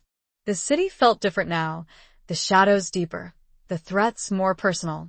She was no longer just fighting a conspiracy. She was fighting someone she had thought was a friend, an ally, a confidant. As she walked, she formulated a plan. She knew she couldn't confront Madame Moreau directly. She was too powerful, too well-connected. She needed to be smart, to be strategic, to use Madame Moreau's own deception against her. She decided to go to the Pantheon, to the midnight rendezvous. She would pretend to be ignorant of Madame Moreau's betrayal, to play along with her charade, to gather evidence, to expose her in front of General Dubois. It was a risky plan, a desperate gamble, but it was the only chance she had. She had to be brave, to be strong, to be ruthless. She had to become the spy, the deceiver, the betrayer. She reached the Pantheon as the first rays of dawn were beginning to paint the sky. The building loomed large against the darkness, its imposing dome a silent witness to the centuries of history, of triumphs and tragedies, of betrayals and redemptions. Colette found a hidden spot, a shadowed alcove where she could observe the entrance without being seen. She waited. The minutes ticked by, each one an eternity. The silence of the early morning was broken only by the distant sound of traffic and the occasional chirping of birds. Finally, she saw a figure approaching. It was Madame Moreau. She was dressed in black, her face hidden by a veil, her movements purposeful, her demeanor confident. She looked like a woman on a mission, a woman with a secret, a woman with blood on her hands. Colette felt a surge of anger, a burning desire for revenge. But she suppressed it, forcing herself to remain calm, to play her role. As Madame Moreau reached the entrance of the Pantheon, another figure emerged from the shadows. It was General Dubois. They met, their voices low and urgent, their faces hidden from view. Colette strained her ears, trying to hear what they were saying, but it was impossible. She knew she had to get closer, to gather evidence, to expose them. She took a deep breath, steeling her nerves. She stepped out of the shadows, approaching them slowly, deliberately. "Madame Moreau," she said, her voice calm and controlled, betraying none of the turmoil she felt inside. "General Dubois." They turned, their faces startled, their eyes widening in surprise. They hadn't expected her. "Colette," Madame Moreau said, her voice betraying a hint of nervousness. What are you doing here?" Colette smiled, a cold, calculated smile that didn't reach her eyes. "I came to join the party," she said. "I wouldn't miss it for the world." The heart's reckoning had begun. The betrayer was about to be betrayed. The game of shadows was about to reach its climax. Chapter 18. The Escape from Paris. The confrontation at the Pantheon was a tense standoff, a silent battle of wills played out under the watchful gaze of history. Colette's unexpected arrival had thrown Madame Moreau and General Dubois off balance, their carefully laid plans disrupted by her sudden appearance. "Colette," Madame Moreau said, her voice regaining its composure, masking the initial shock. I didn't expect to see you here." "I'm sure you didn't," Colette replied, her voice laced with a subtle sarcasm that didn't escape General Dubois's attention. "But I couldn't miss the opportunity to congratulate you both on your partnership." General Dubois stepped forward, his eyes narrowed, his gaze scrutinizing Colette with suspicion. "What are you talking about, mademoiselle?" he asked, his voice cold and menacing. Colette held his gaze, her own unwavering. "I think you know, General," she said. "I know about your arrangement. I know about the conspiracy. I know about Marcel." She pulled out the wooden box, holding it up for them to see. "And I have the proof," she said. Madame Moreau's face paled, her composure cracking. She knew she had been exposed, that her carefully constructed facade was crumbling. General Dubois, however, remained impassive, his expression unreadable. "You have nothing, mademoiselle," he said. "You have no proof. You have only accusations." "Oh, I have more than accusations, General," Colette said. "I have witnesses. I have documents. And I have this." She reached into her pocket and pulled out the note she had found in Jean-Luc's hand, the note that implicated Madame Moreau in his murder. "Recognize this, Madame Moreau?" she asked, her voice dripping with contempt. "It's your handwriting, isn't it? Your confession." Madame Moreau gasped, her eyes widening in horror. She hadn't expected that. She had been so careful, so meticulous. How had Colette found it? General Dubois looked at Madame Moreau, his expression shifting from suspicion to anger. He realized he had been betrayed, that his trusted ally had been exposed, that his entire plan was unraveling. You fool," he hissed at Madame Moreau, his voice filled with rage. "You were supposed to be my eyes and ears. You were supposed to protect me." Madame Moreau cowered, her face filled with fear. She knew she had failed him, that she had sealed her own fate. Colette took advantage of the chaos, of the rift that had opened between the two conspirators. She knew she had to act quickly, to escape before they regained their composure. "I'm leaving now," she said, her voice firm and resolute. "And I'm taking this with me." She held up the wooden box. "I'm going to expose you both. I'm going to make sure you pay for your crimes." She turned and ran, disappearing into the shadows of the Pantheon, leaving Madame Moreau and General Dubois standing there, their conspiracy in ruins, their future uncertain. She ran through the empty streets of Paris, her heart pounding in her chest, her lungs burning with exertion. She knew they would be after her, that they would stop at nothing to silence her. She had to get out of Paris, to reach safety, to find someone who could help her expose the truth. She thought about the address General Dubois had given her, the secluded estate outside the city. It was a trap, she knew, but it was also a potential escape route. She decided to take the risk. She had to get out of Paris, and she had to do it quickly. She reached the outskirts of the city, finding a train station that was still operating. She purchased a ticket to a small town near the estate, her hand trembling as she paid the fare. She boarded the train, her senses on high alert, her eyes scanning the faces of the other passengers. She was looking for any sign of pursuit, any hint of danger. The train pulled out of the station, leaving Paris behind, carrying Colette towards an uncertain future. She was alone, hunted, betrayed, but she was not defeated. She had the wooden box, she had the truth, and she had the will to fight. The escape from Paris was just the beginning. The final confrontation was yet to come. The battle for justice, for Marcel's memory, for the future of France, was far from over. She clutched the wooden box, its contents her only weapon, her only hope. Chapter 19. The Reunion at Dawn. The train journey was a blur of anxiety and anticipation, Colette's mind racing through the possibilities, the dangers, the potential outcomes of her actions. She kept to herself, avoiding eye contact with the other passengers, her hand constantly clutching the wooden box hidden beneath her coat. As the train neared the small town closest to the estate, Colette felt a growing sense of unease. She knew she was walking into a trap, that General Dubois would be expecting her, that he would have laid plans to silence her. But she also knew she had no other choice. She had to get out of Paris, and the estate, despite its inherent dangers, offered a potential escape route, a chance to regroup, to find a way to expose the truth. She disembarked the train, her senses on high alert, her eyes scanning the surroundings. The town was quiet and deserted, the early morning mist shrouding the buildings in a veil of secrecy. Colette began to walk, following the directions General Dubois had given her, her footsteps echoing on the empty streets. She knew she was being watched, that unseen eyes were tracking her every move. As she approached the estate, she saw a figure standing at the gates, waiting for her. It wasn't the elderly gatekeeper she had met before. It was someone else. Someone she recognized. It was the young soldier, the one who had danced with her in the ruined courtyard, the one who had delivered Madame Dubois's message to her at the estate.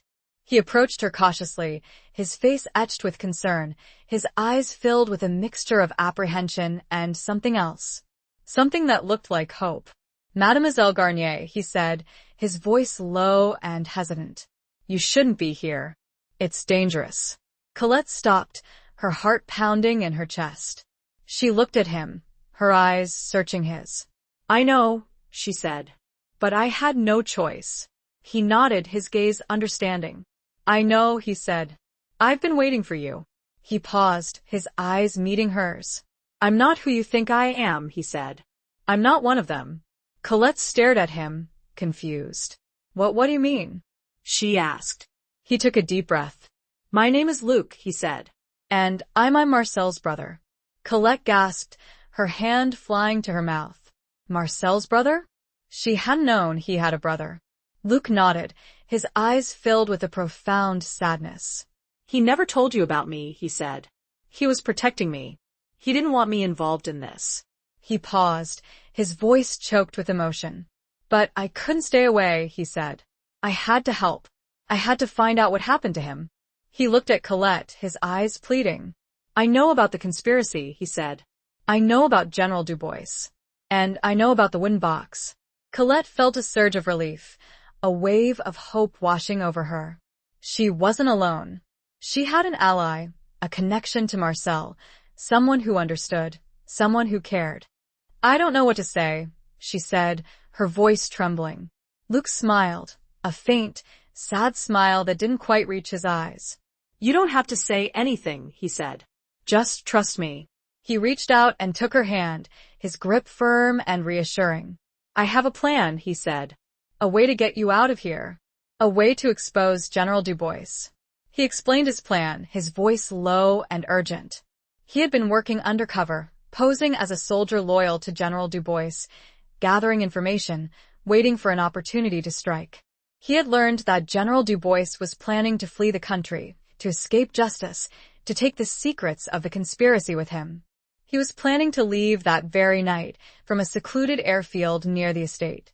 Luc's plan was to intercept General Dubois at the airfield, to capture him, to recover the evidence he was carrying, to expose him to the authorities.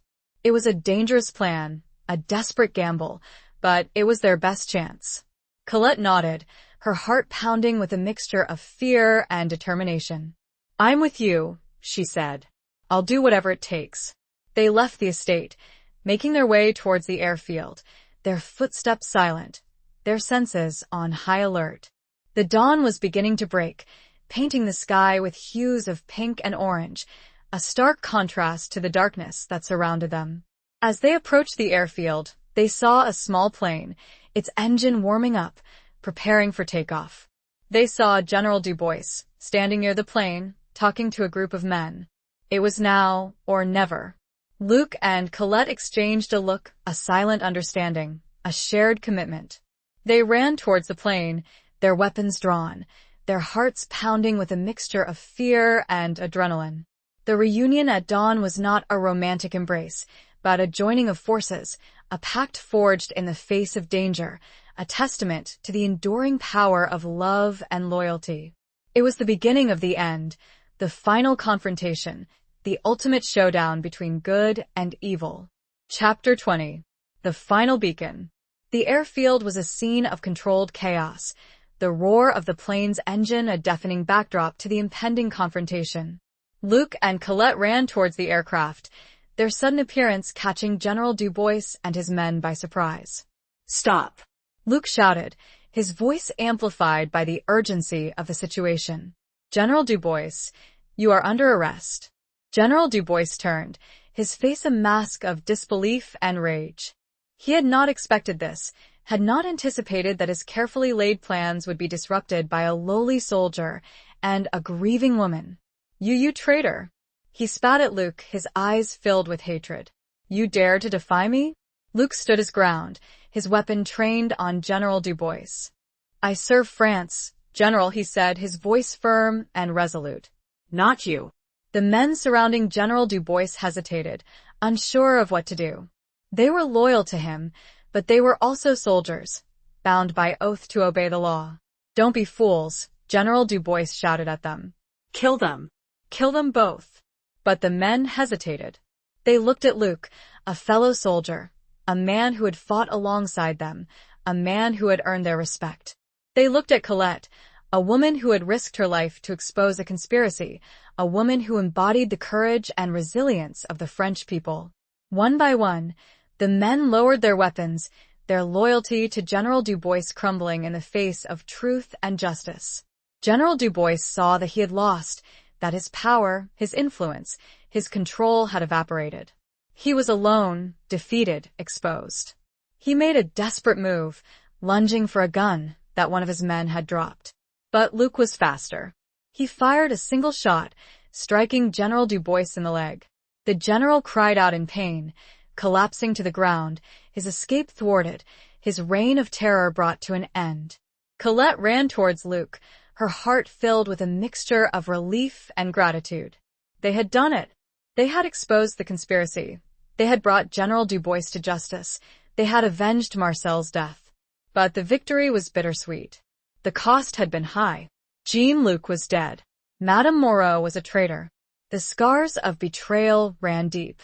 As the authorities arrived, taking General Du Bois and his men into custody, Colette noticed something on the ground, near where the general had fallen. It was a small, silver locket, identical to the one she wore, the one that contained Marcel's portrait. Colette picked it up, her fingers trembling. She opened it, her heart pounding in her chest. Inside, there was a miniature portrait, not of Marcel, but of a young woman, a woman with kind eyes and a gentle smile. Luke saw the locket, his face etched with sadness. That was my mother, he said. General Du Bois, he was our father. Colette stared at him, stunned. General Du Bois, Marcel's father? It was a revelation that added another layer of complexity, another layer of tragedy, to the already convoluted story. It explained Marcel's reluctance to talk about his family, his hidden pain, his unwavering commitment to justice. He had been fighting not just a conspiracy, but his own father, a man who had betrayed his country, his family, his own son. Colette closed the locket, her heart aching for Marcel, for Luke, for the shattered family, for the enduring wounds of war.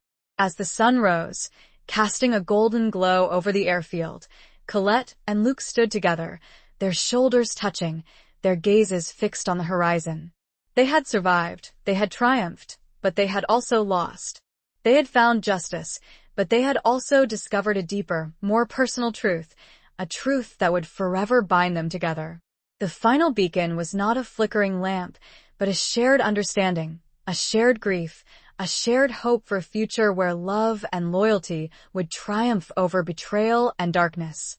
The fight was over, but the healing had just begun. Epilogue. The years that followed were a time of rebuilding, of healing, of slowly piecing together the shattered fragments of their lives. The conspiracy was exposed, the traitors brought to justice, and France began the long, arduous process of recovery. Colette and Luc remained close, their bond forged in the crucible of danger and betrayal, strengthened by their shared grief and their unwavering commitment to honoring Marcel's memory. They became each other's family, their support, their solace in a world that had changed forever.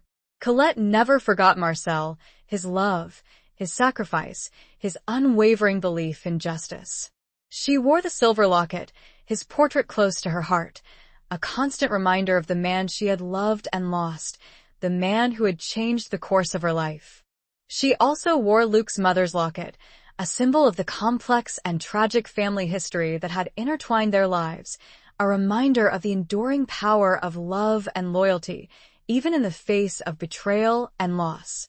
Luc, freed from the shadow of his father, embraced his true identity, his connection to Marcel, his commitment to serving France with honor and integrity. He joined the Duxine Bureau, following in Marcel's footsteps, dedicating his life to fighting injustice, to protecting his country from those who would seek to harm it. Colette returned to nursing, using her skills and her compassion to help others heal, to mend the wounds of war, both physical and emotional. She found solace in her work, in the knowledge that she was making a difference, that she was contributing to a better future. They often visited Marcel's grave, a simple headstone in a quiet cemetery outside of Paris. They would stand there, side by side, sharing their memories, their grief, their hopes for the future. They would talk to Marcel, telling him about their lives, about their struggles, about their triumphs. They knew he was listening. They knew he was watching over them. They knew he was proud of them. One spring morning, many years later, Colette and Luc stood at Marcel's grave, the sun warm on their faces, the air filled with the scent of flowers. They had lived through darkness, had faced betrayal, had overcome adversity. They had found love, had found family, had found a purpose in the aftermath of war. Colette looked at Luc, her eyes filled with a deep and abiding affection. "We did it, Marcel," she whispered, her voice choked with emotion. "We did it for you." Luc nodded, his own eyes filled with tears. He reached out and took Colette's hand, his grip firm and reassuring. They stood there for a long time, their hands clasped, their hearts connected, their spirits united. They were survivors, they were fighters, they were healers. They were the keepers of Marcel's memory, the guardians of his legacy, the embodiment of hope in a world that had been scarred by war, but not broken. The final beacon had led them not to a place, but to each other, to a love that transcended time and space, a love that would endure forever. The flickering lamp of the Rue de Rosiers had ultimately lit the path to their shared future, a future built on the ashes of betrayal and strengthened by the bonds of unwavering love and loyalty.